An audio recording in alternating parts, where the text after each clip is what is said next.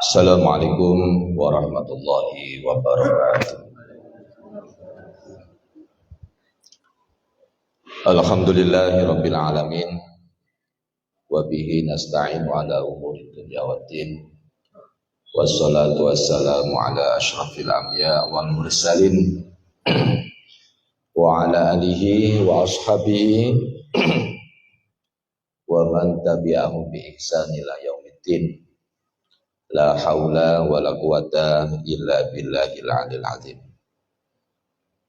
Allahumma anta rabbi la ilaha illa anta khalaqtani wa ana abduka wa ana ala ahdika wa wa'dika mastata'tu a'udzu bika min syarri ma sana'tu abu'u laka bi ni'matika alayya abu'u bi dzambi faghfirli fa innahu la yaghfiru dzunuba illa anta. Bapak Ibu jamaah sholat subuh yang selalu dirahmati oleh Allah Subhanahu wa taala.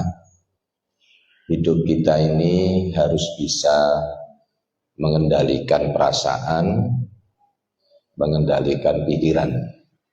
Salah satu pengendalian perasaan dan pikiran kita itu adalah wahyu Allah dan sunnah Nabi Muhammad Sallallahu Alaihi Wasallam.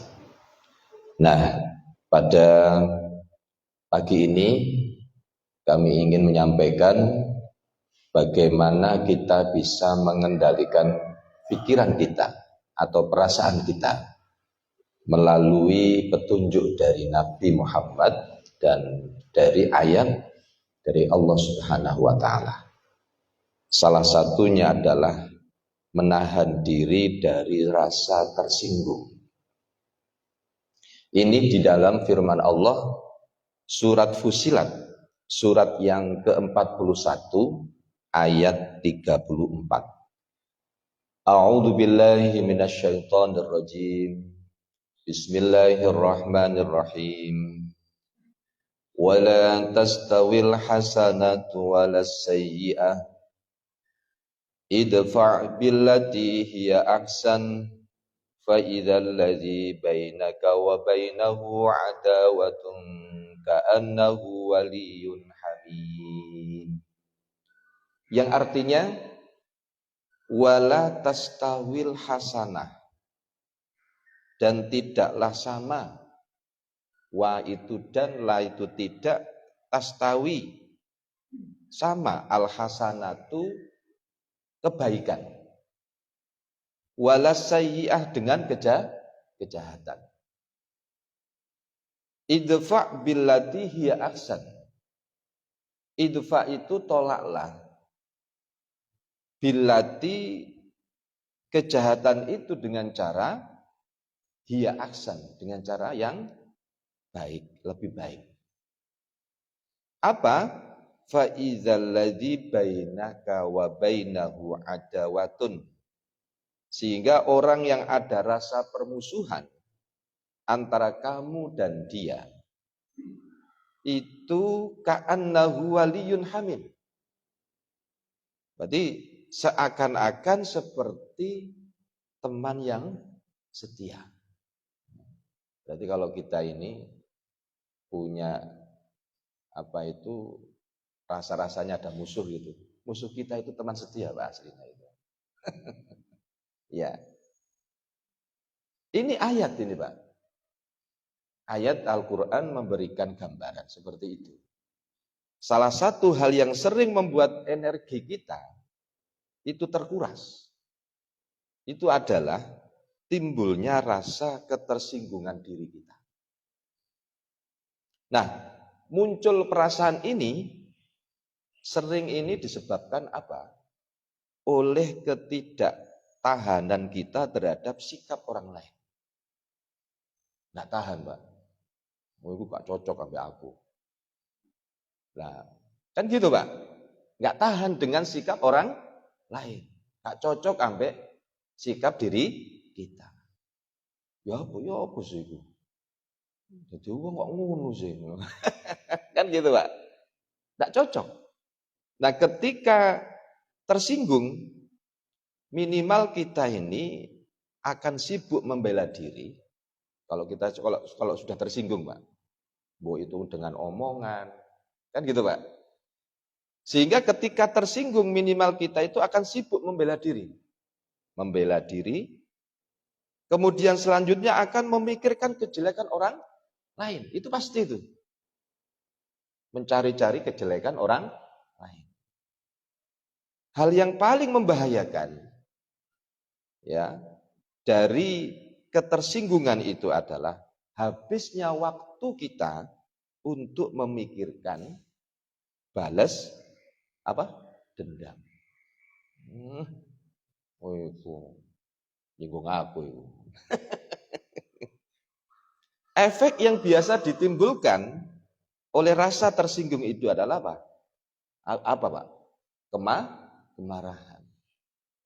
Jika kita marah, kata-kata jadi tidak terkendali. Stres meningkat, Pak. Halo? Gampangannya itu saraf itu langsung tegang, Pak.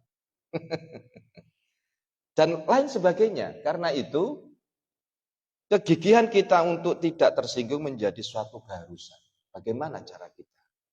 Nah, sekarang pertanyaannya, apa sih yang menyebabkan orang itu tersinggung? Kita harus tahu, Pak. Apa sebabnya? Mari kita sadari bahwa mudah tersinggung itu merupakan indikasi bahwa satu, kita itu kalau memandang diri sendiri itu terlampau tinggi. Gitu, Pak. Sehingga langsung tersinggung ketika ada yang merendahkan. Jangan merasa seperti itu, Pak. Aku iki toko keluarga, kok aku direndahno. Kan gitu, Pak. Nah, jangan seperti itu. Itu ya sebabnya itu.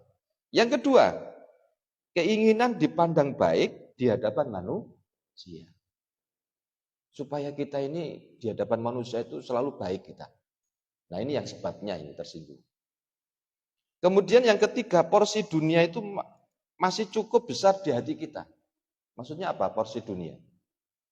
Kita ini derajatnya tinggi di hadapan manusia. Aku iki, halo, pejabat. Saya ini kata pejabat ya, Pak. Jadi wong biasa. Nah ini kita harus hindari itu. Itu sebab, ya. Sebab orang itu mudah tersinggung itu. Yang keempat, hati ini masih kurang lapang untuk memaafkan. Nah ini. Nah meskipun manusiawi, kita ini sebagai manusia, tetapi perasaan tersinggung itu perlu dikelola, Pak.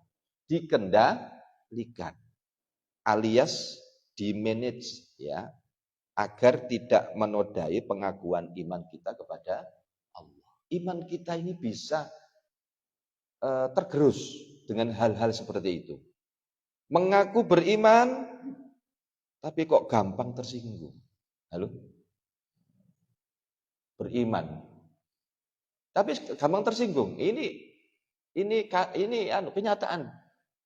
Terus pokoknya manusia siapa saja. Ya tidak ustadz, tidak kiai, tidak pejabat, semuanya. Kadang itu, mohon maaf ini, akhir-akhir ini kan antar mubalik ya, dai, gak sabar, Pak. Mudah tersinggung. Terus gak usah direken ya. Mengaku beriman tapi kok gampang tersinggung, rasanya kurang sesuai lah. Lalu apakah yang bisa dan harus membuat tersinggung hati seorang mukmin? Ketersinggungan seseorang itu timbul karena menilai dirinya itu lebih dari kenyataan.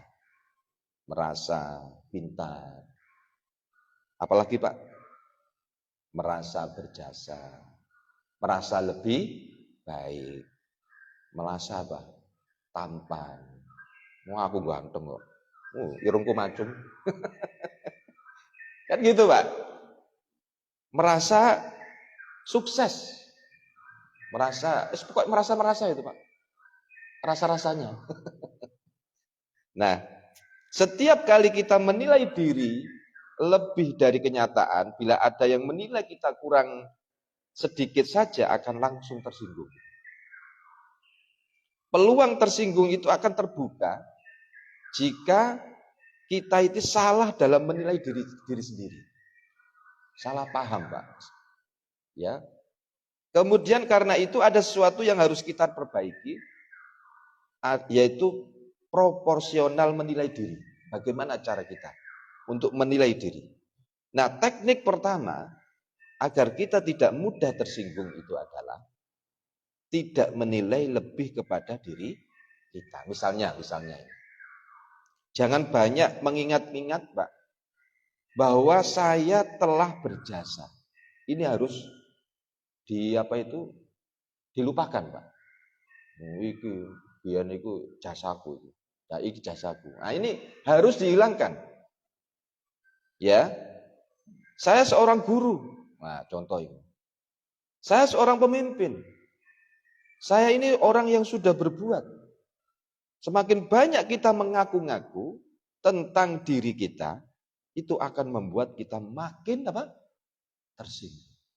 Nah, ada beberapa cara cukup efektif ya untuk meredam hati kita dari ketersinggungan.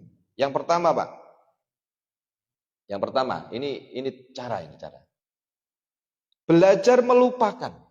Belajar apa, Pak? Melupakan. Jika kita seorang sarjana, maka lupakanlah kesarjanaan kita. Biyen. Jadi sarjana biyen. Lupakan, Pak. Aku sarjana kok. Ngono.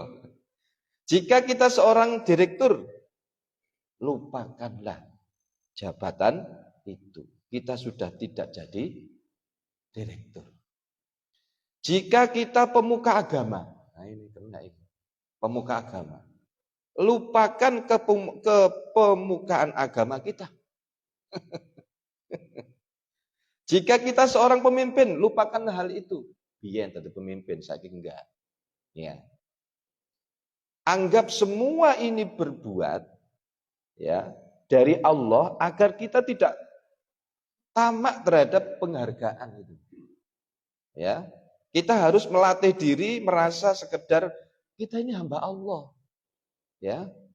Hamba Allah yang tidak memiliki apa kecuali apa, Pak? Berkat ilmu yang dipercikkan oleh Allah. Anak kita itu baik, ahli ibadah. Halo?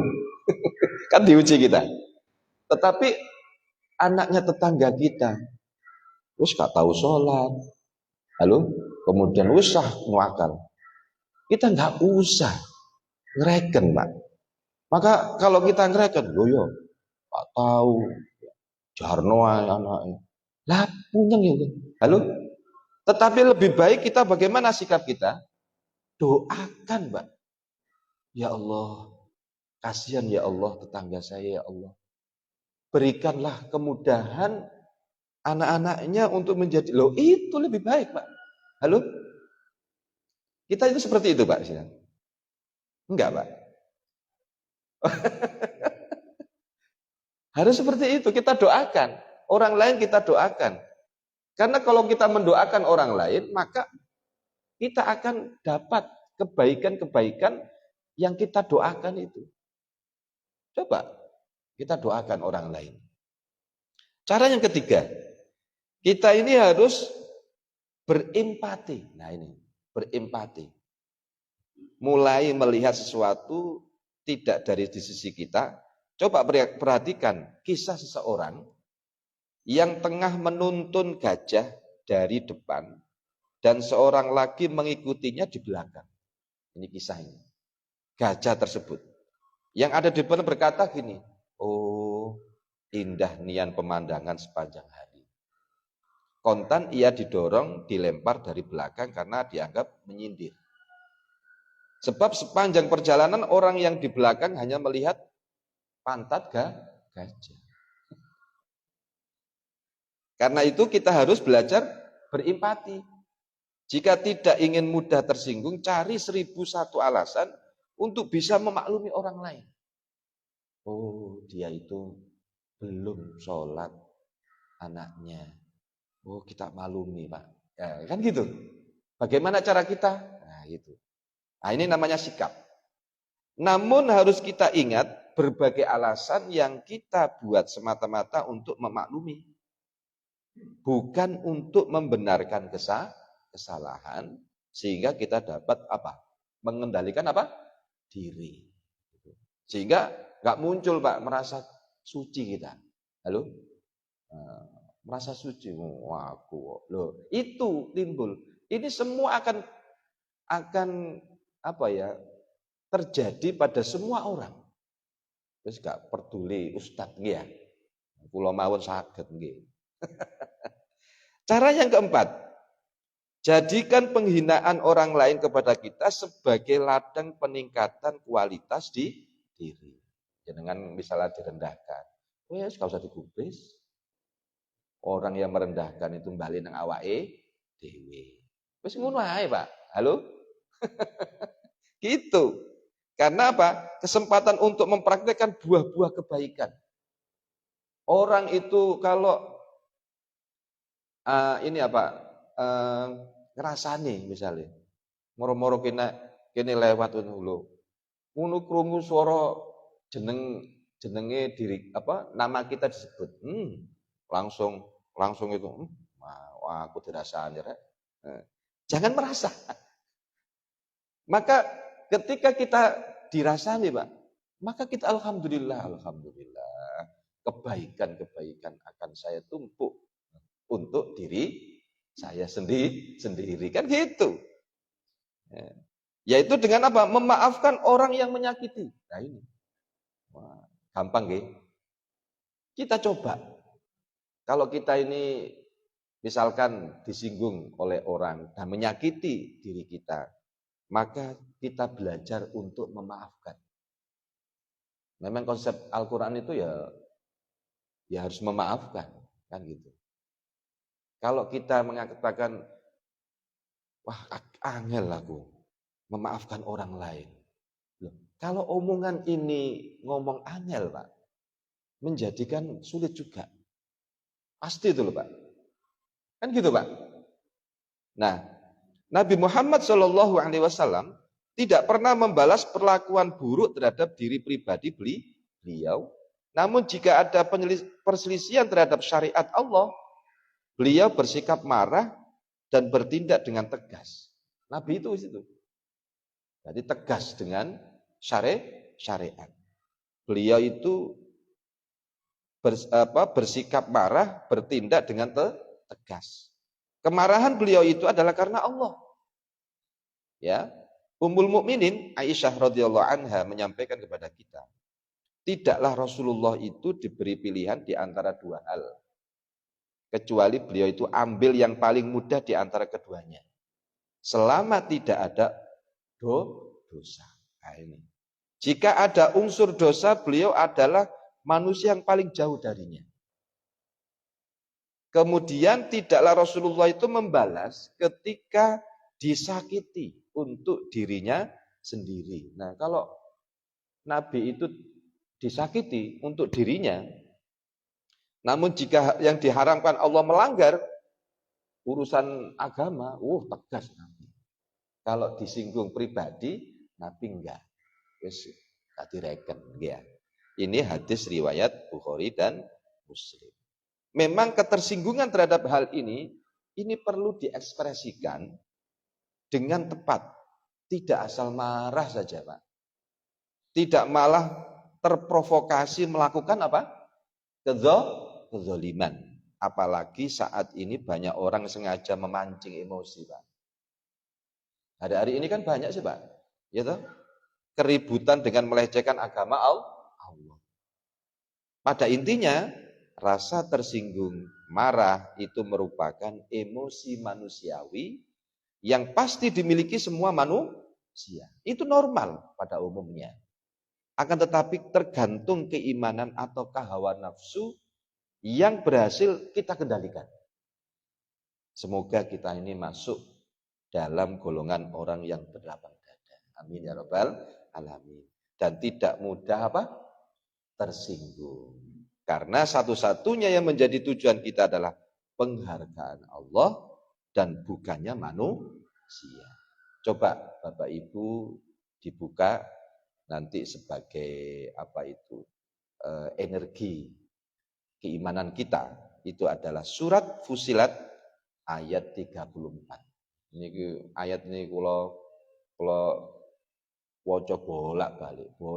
Ternyata sebuah semangat diri kita. Karena musuh kita itu aslinya teman setia gitu. Mudah-mudahan bermanfaat apa yang saya sampaikan ini. Subhanakallahumma wa bihamdika asyhadu an la ilaha illa anta astaghfiruka wa atubu ilaik. Wassalamualaikum warahmatullahi wabarakatuh.